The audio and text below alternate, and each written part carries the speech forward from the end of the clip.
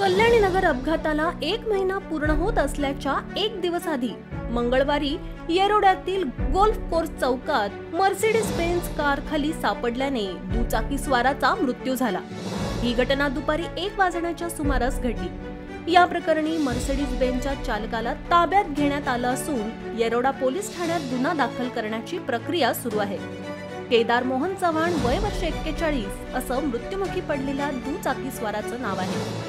केदार चव्हाण यांच्या नातेवाईकांनी दिलेल्या माहितीनुसार मागच्या 4 महिन्यांपूर्वी केदार यांनी डिलिव्हरी बॉय म्हणून कामाला सुरुवात केली होती। पोलिसांनी दिलेल्या माहितीनुसार मंगळवारी दुपारी 1 वाजण्याच्या सुमारास येरोड्यातील गोल्फ कोर्स चौकातून केदार चव्हाण हे दुचाकीवरून जात होते।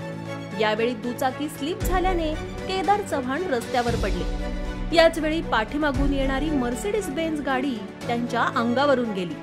यामध्ये गंभीर जखमी झालेल्या चव्हाण यांना तातडीने ससून रुग्णालयात नेण्यात आलं, मात्र उपचार सुरू असताना त्यांचा मृत्यू झाला। अपघाताची माहिती समजताच येरोडा पोलिसांनी घटनास्थळी धाव घेतली। पोलीस अपघाताचा अधिक तपास करत आहेत।